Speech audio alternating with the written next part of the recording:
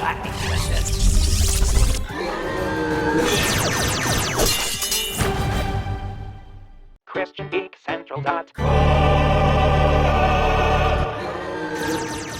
This is kind of a warm-up for Extra Life. Extra Life is only, what, a little over 4 months away? What do we got? We're at July, August, September, October, November, because it's early November this year. So yeah, we are almost exactly 4 months away. That's gonna come fast. What are your thoughts about VR, Rugged Warrior asks? That's actually number 21 on the +2 page of many topics. I hadn't rolled that one up yet, but yeah, I'll gladly talk about VR. I am really excited about VR 10 years from now. I think this first round, I'm just going to let other people be the guinea pig, because the entry fee to volunteer as a guinea pig for VR is like, I don't know, $500 to $1,000 or more. I mean, I'm probably exaggerating those numbers a bit. I don't get excited about new technology. I tend to be a late adopter, not an early adopter, and just wait for them to work the kinks out of it. So this round I'm going to wait for people to be done throwing up or having eye problems or headaches or whatever the thing is that they're going to discover makes this experience not great. I've already heard from people that have had hands-on experience, you know, like various media folks, that it's not something that is likely to be pleasurable for long experiences. And to me, that's where I would tend to be more interested in it when I can, like, do an open world game, but with the headset on, and do it comfortably for the same amount of time that I would sit down and do a play session of Skyrim, you know? Like, I want to, you know, be 3 hours in the headset and not have any headaches or eye issues or, you know, anything else. So I'm just gonna let other people work out the kinks. I'm excited for what it will potentially be 5 to 10 years from now. But right now, I'm gonna sit back, watch a few videos on it here and there. I get a subscription to Game Informer, and I always kind of like roll my eyes a little bit when I see that they're doing a bunch of VR game reviews. I'm like, oh man, this is kind of a waste of space for my taste. Wow, that was a really cool thing I just said. Did you hear that? A waste of space for my taste. Gratal says it looks cool, but it's expensive, and I see it primarily working for shooters like Fallout 4 or Doom. I could see definitely the appeal for that kind of experience, the first-person experience, you know, especially for me, like I said, you know, to do the kind of the open-world exploration. Can you imagine? What I will be interested in watching is all the streamers who record themselves destroying their own headsets as they use VR to play horror games. You know that's gonna happen. You know, you're gonna be watching some horror game, some dude in the corner is gonna have this mask on, and then suddenly he's gonna go, ah, ah, he's gonna rip the mask off, and it is going to explode on the floor. Oh man. I just hope that those folks count the cost before they put that headset on in a horror game and recognize what it is they're risking. Oh man. Don't be stupid. You can go to... This is a Christian channel, right? I'm probably not supposed to say naughty words like that. I actually think there's a lot of language that we can use as believers. We just need to be sensitive to the sensitivities of those around us. So, on a stream like this, I'm going to be trying to avoid, you know, or have potential to, you know, significant potential to offend people. The word I'm sorry, I have to apologize, I will not avoid using is crap. Crap is my favorite. Can you even call that a swear word? Some people would. I just love saying crap. Crappity, crapper, craptastic. Crapus. Yes. All forms of crap. I think Resident Evil it's first person, I know that. And I think it's going to be VR. Oh my gosh. Get ready!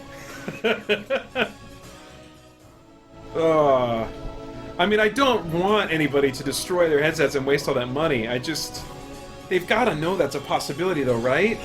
I'm not so worried about, like, the big YouTube streamers that like have the money and can afford to, you know, drop that cash. Some of whom will even be given a headset, maybe. All the mid-tier to nobodies like me. Be careful, people. Oh no, Rugged Warrior! You say crap now more because you listen to the Spirit Blade Underground podcast?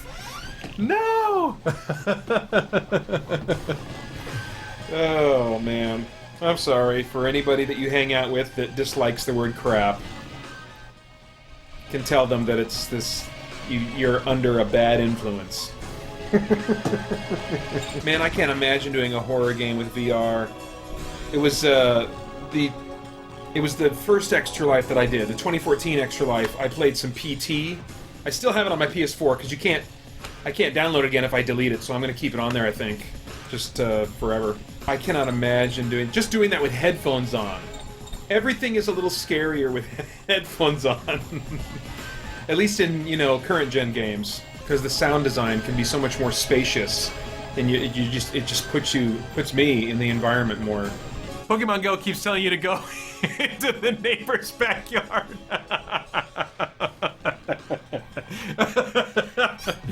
Bing bong. Hi. I'm supposed to go in your backyard. Favorite fantasy movies. My favorite fantasy movies tend toward just the serious. Like, I was really hoping that with the Lord of the Rings trilogy being such a big success that suddenly we were going to see more film adaptations of serious fantasy novels, you know, like Terry Brooks or Terry Goodkind. And instead we kind of got more fantasy movies that were like for kids and young adults for a long time. And there's been few exceptions to that. I did enjoy most of the new Conan movie. Although most people hated it, I don't think it's going to get a sequel ever. I really enjoyed Solomon Kane.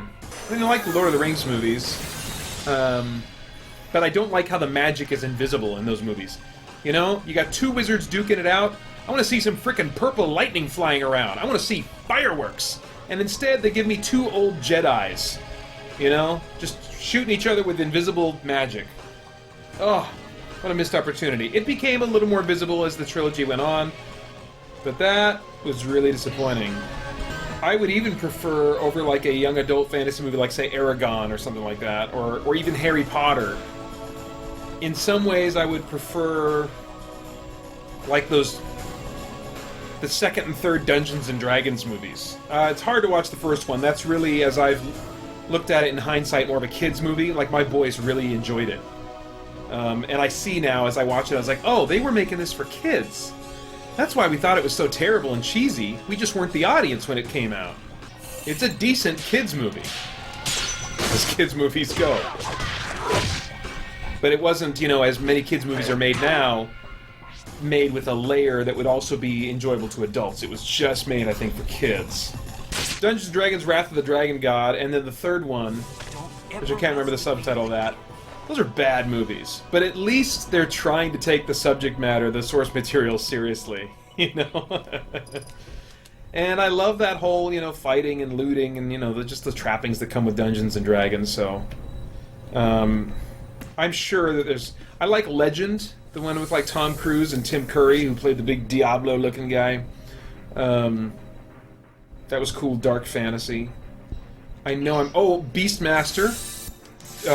Dragon Slayer. Again, it's not that they hold up great, but they're taking the source material serious. They're taking the material seriously, you know, or at least if they're not in their minds and their hearts taking it seriously, they're doing it with straight enough faces. Yeah, that's all I can think of right now. I'm sure I'm missing some fantasy movie that I really like, and I'm just not thinking of it.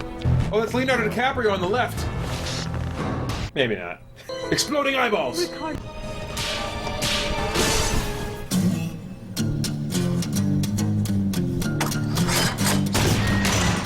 You just gotta go with it, guys. Well, that's it, man. Thanks for coming out. Hopefully that was fun and just kind of a reminder of some fun that we can still squeeze out of old retro games. And I'm already looking forward to Extra Life. Alright, have a good night.